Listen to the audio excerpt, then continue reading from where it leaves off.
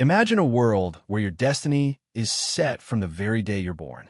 Your dreams, aspirations, and commitments don't matter. This is the new world. Science has made a sudden breakthrough, allowing parents to create the best offspring possible. Children without hereditary diseases, deformities, or disadvantages, and even the sex of their choosing. From birth, your fate is encoded into your DNA. Your potential is known from the start. Your likely health conditions, even future heart failure, are forecasted the moment you leave the womb. Society is divided into two groups, the valids and the invalids. The valids are the genetically engineered elite, born through science with the highest IQs and peak physical fitness. The invalids, also called God's children, are those conceived naturally, without modification. They are considered flawed, born with myopia, weaker bodies, or lower IQs. Meet Vincent Freeman. He is born naturally. From birth, he has a weak heart, poor eyesight, and a life expectancy of only 32 years. His parents chose this natural path, believing it was the right thing, something they would later regret. When Vincent's younger brother Anton is born, this time through genetic selection, the parents ensure he is their perfect child. The contrast is clear. Vincent is treated like fragile glass to be protected, while Anton is treated like a trophy to be displayed proudly. Anton even inherits their father's name, a symbol of his genetic superiority. Growing up, the brothers play a dangerous game of chicken, swimming out into the ocean until one of them gives up and turns back. Anton, genetically superior, always wins, until one fateful day. Vincent refuses to back off, pushing himself far beyond his limits. Anton, expecting an easy victory, falters and begins to drown from exhaustion. Vincent rescues him, dragging him back to shore. Both brothers realize something that day. Anton is not as strong as he believed, and Vincent is not as weak as everyone thought. Vincent dreams of becoming an astronaut. But in this world, genetics decide everything. His parents and everyone around him discourage him, telling him it's impossible. Institutions require genetic competency even to be considered for training. For invalids like Vincent, the only jobs available are lowly service work, such as janitorial duties. Determined to escape this fate, Vincent leaves his family and starts fresh, working as a janitor at Gattaca, the prestigious space institute. His dream of space still burns within him. His boss once mocked him, saying the only way he'd ever see the inside of a spaceship was by cleaning it. Vincent quietly thought, maybe I'll be on the other side, maybe as a navigator. No one knows.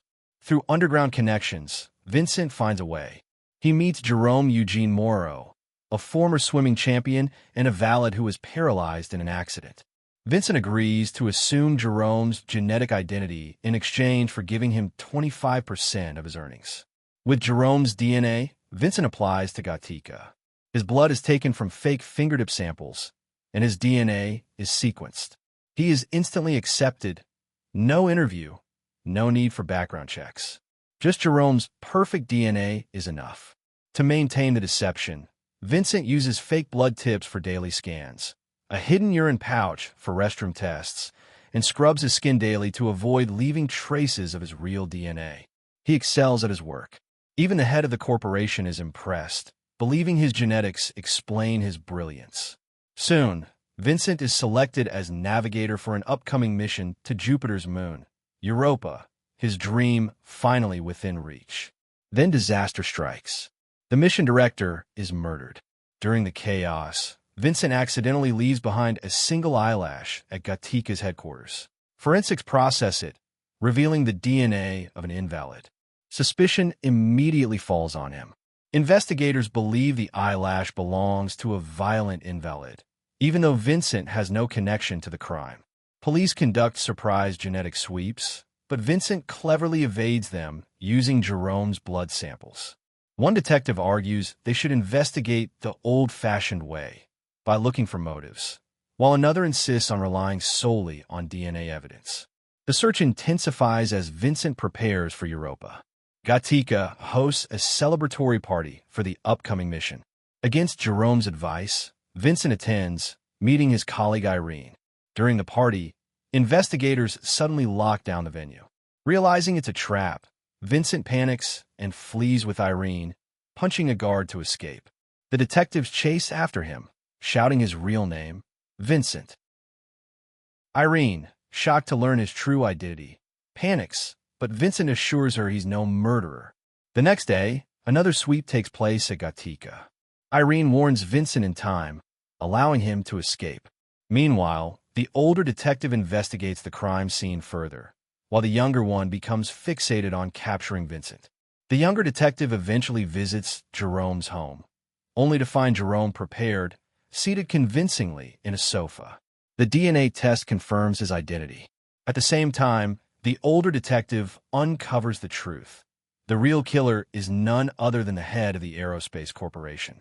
His motive? The mission director had planned to cancel the Europa launch. The next launch window wouldn't come for another 80 years, long beyond the man's lifetime. To him, murder was the only way to see the mission proceed. With the case nearly closed, one final revelation emerges. The younger detective confronts Vincent directly. It's his brother, Anton Freeman. Bitter and astonished at how far his weaker brother has come, Anton accuses him of fraud and insists he turn himself in.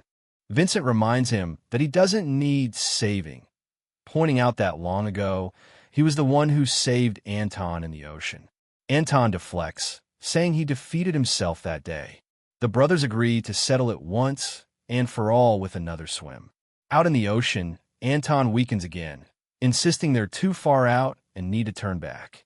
Vincent, relentless, tells him he never saved strength for the swim back. That was his secret all along. Anton, panicked and exhausted, begins to drown, and once again Vincent saves him. This time, Anton finally accepts Vincent's strength and lets him go. Irene accepts Vincent for who he truly is. At the launch site, Vincent faces a final genetic test, a urine sample he isn't prepared for. The test officer recognizes him as invalid, but quietly passes him anyway, revealing that his own son dreams of becoming an astronaut. The officer admits he has known Vincent's secret for some time, but chooses to look the other way. The result reads invalid, but Vincent is allowed aboard. And with that, he fulfills his lifelong dream of reaching the stars, in a world where everything was stacked against him.